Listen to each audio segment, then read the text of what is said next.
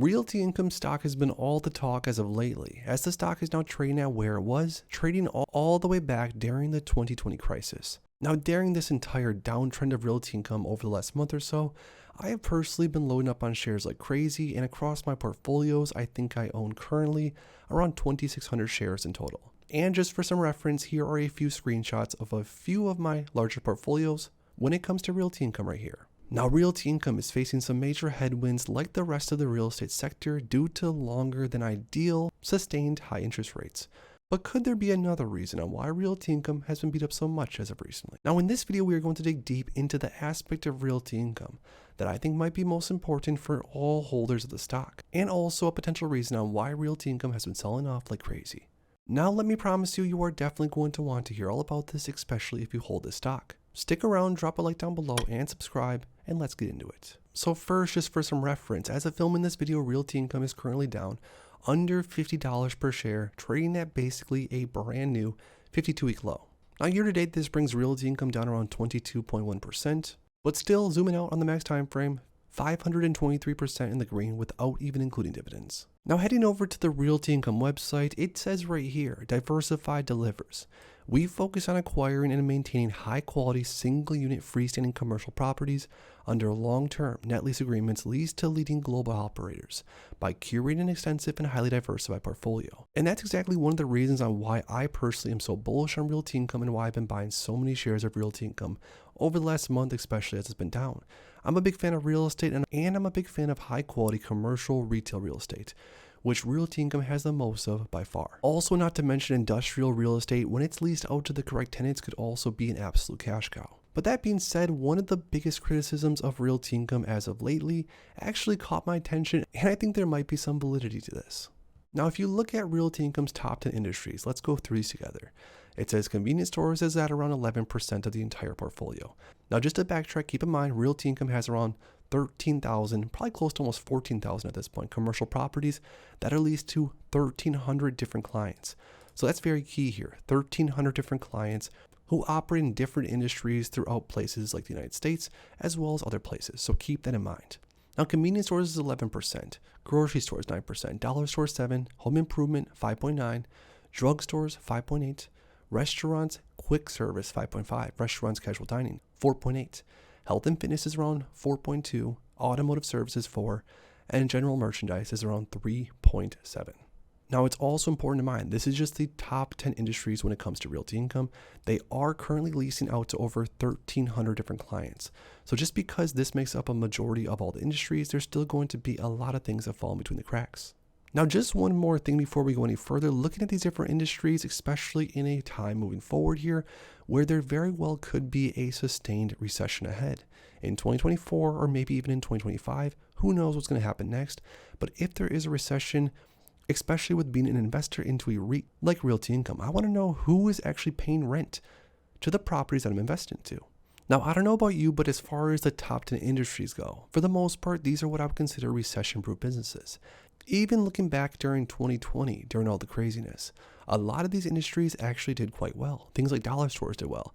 Grocery stores stayed open and did very, very well. Convenience stores did also, and pretty much everything else on this list. Home improvement, general merchandise, even automotive services. Maybe the only thing that didn't do as well during 2020, for example, for reference, is maybe health and fitness. But for the most part, I would consider these industries somewhat recession-proof, which so far is pretty bullish for Realty Income. But now we get to the good part. Some of the actual concerns I have as even being an investor in this high quality REIT is the actual client diversification, and this is the top 20 clients. Now remember, there's around 1,300 different clients, but these are going to be the top 20 as far as this goes. So as far as the top 20 clients for Realty Income, we have companies like Dollar General, like Walgreens, Dollar Tree, 7-Eleven, EG Group Limited, Wynn Resorts, FedEx, B&Q, Sainsbury, and LA Fitness. Let's just go off of those ones as of right now. So a lot of investors are very concerned, saying that there's a possibility of some of these different top clients or top tenants of Realty Income. There's somewhat of an idea that some of these top clients could be even going out of business, which means, of course, Realty Income, being the landlord, if you will, is going to possibly be in some trouble. And although that might sound kind of crazy at first, it does sort of make some sense. I mean, companies like Dollar General, year to date, is down 57.7%. which is kind of crazy to believe because it wasn't all that long ago that pretty much every stock and finance analyst was saying that Dollar General was a buy at 150, a buy at 200, and so on and so forth. But this stock, this company has recently dropped off a cliff and has been running into some different issues as of recent. Not to mention companies like Walgreens, another one of Realty Income's top clients, is down 43.48% year to date. And a few months back, I actually even did a video on Walgreens and broke down what's been going on recently, the CEO stepping down. This company overall and the stock overall does have some massive headwinds ahead. But what about stocks like Dollar Tree, companies like DLTR, also down 23.83% year to date, but another stock that historically has performed very well if you just zoom out. So a lot of people that are concerned about Realty Income are saying that, well, what happens if some of these top clients that Realty Income has as of right now continue to have problems and possibly even go out of business? Now, the first thing I'll say to that, once again, being a little bit biased because I do hold quite a bit of Realty Income shares, I will say that's honestly a pretty good point. Considering companies like Dollar General, Walgreens, even Dollar Tree are companies and stocks that I personally would not be buying right now or even want to touch with a 10-foot pole. But my response to that is pretty simple. Realty Income has over 1,300 different clients within the very diversified portfolio. Companies like FedEx, even Wynn Resorts, companies like BJ's Wholesale, Lifetime Fitness, Lowe's, and so on and so forth. These, remember, are just 20 of the top clients. So there's tons of different companies that Realty Income rents to on a consistent basis. And also, although historical performance does not indicate future performance, if we look at Realty Income's portfolio occupancy and see how much Realty Income has either dropped in occupancy or stayed the same over time. Looking back all the way back to 1992, Realty Income had a 98.6% portfolio occupancy. As of right now, the portfolio occupancy is around 99%. Now, of course, looking at during 2008 and 2009, when things got real bad, Realty Income's portfolio occupancy did drop down to 96% or so.